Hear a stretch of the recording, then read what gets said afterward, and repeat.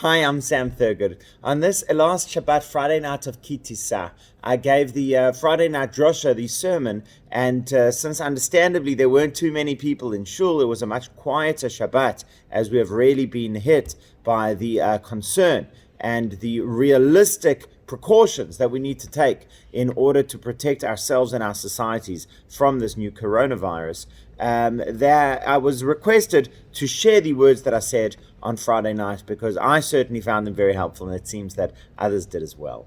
The first point that I started with is the famous words of Rabbi Nachman of Breslov: Kol haolam kulo gesher tsar meod, va'ikar lo lefached klal. The entire world is a very narrow bridge, but the main thing is not to be afraid at all. And the point that he's making over here, something that is very often and easily passed over, is that life is truly dangerous, scary, frightening, and unpredictable. The entire world is this narrow bridge. Imagine you are crossing over a gaping chasm on a small bridge. A misstep could cost you a great deal. Yet, he does not say, therefore turn back on the bridge. He does not say, therefore look down and become paralyzed by how frightening it is. He says, do not be afraid. Do your best on the bridge. Do everything that you're supposed to do. But know that ultimately, the one holding up the bridge and the one supporting you beneath the bridge too is Hashem. He acknowledges the real dangers that we face in this world, but he also tells us to not react with fear, but to react with faith. Do not be afraid at all. The second point that I made is, for me, the most inspiring thing is Jewish history. If you look back on what the Jewish people have been through and with what they have triumphed, it is almost beyond belief. Never mind the cholera epidemic of the 1830s, on which there's a great deal of rabbinic material now being quoted. Never mind the fact that we have lived through pogroms and inquisitions and terrible persecutions for thousands and thousands of years, terrible health conditions, other plagues, illnesses, the Black Death. We have seen it all, and we are still here. Every single one of us is here because our ancestors, through all of those difficult times, made the decision to keep moving forward, to keep positive, and to believe in and work towards the future. We know that we have that as our legacy, and that's a second thing that can, I think, give us a lot of strength, knowing that those are our ancestors. The third point I said is from the Parsha of Ki Tisa itself. You see, Moshe experiences something that I think all of us can maybe find a little bit familiar. Moshe goes up on Mount Sinai on top of the world. Things have literally never been better. His entire lifetime, the Jewish people have been slaves. They are now no longer slaves. The Jewish people have not maybe had such a close relationship with Hashem to the extent that he wasn't even sure if they would believe him that it was Hashem. Now they are standing at the foot of Mount Sinai, hearing the Ten Commandments, saying Na'aseh v'nishma. The Jewish people have this beautiful relationship with Hashem, standing at the Red Sea, Zeh Livyan Vehu, free from Egypt, connected to Hashem, and Moshe is up there to receive the Torah on his behalf.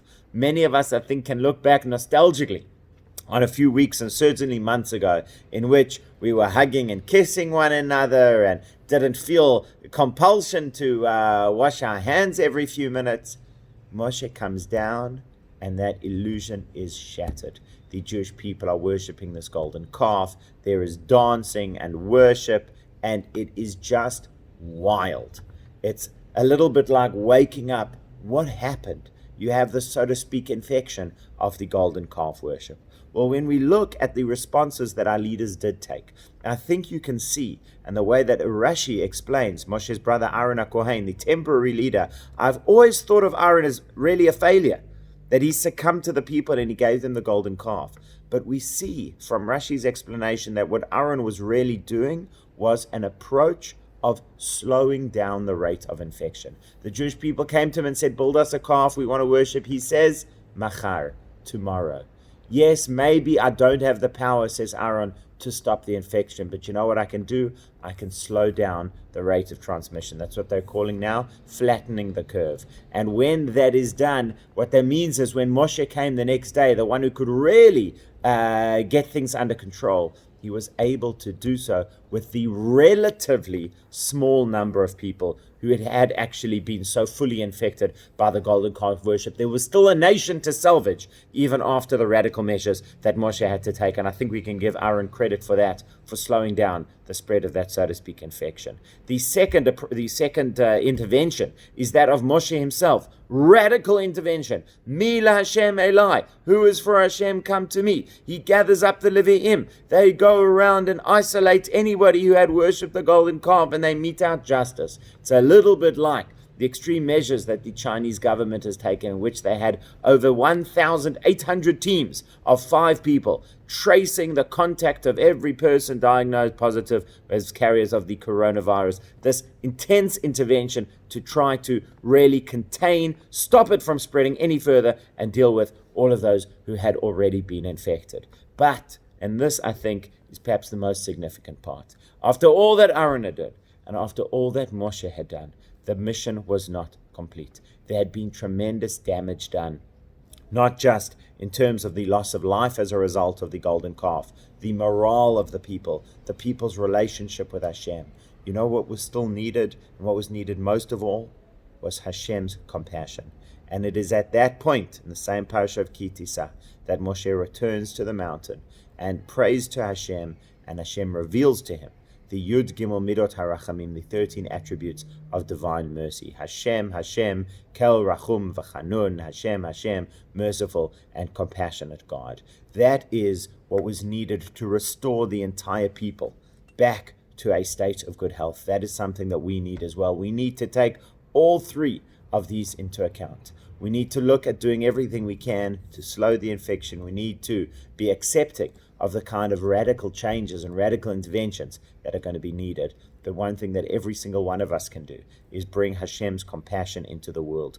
We do that through displaying Hashem's compassion in our own lives, reaching out to those who are going to be more vulnerable and isolated as a result of all of the social distancing that this has caused. Thinking about the people who are not going to be going to the shops, who maybe need to have somebody shop for them or teach them how to do online shopping or whatever that may be. But it also means each of us turning to Hashem and asking Hashem for that same compassion that He displays towards the Jewish people. May we all be blessed with healing, peace, and security. Shalom.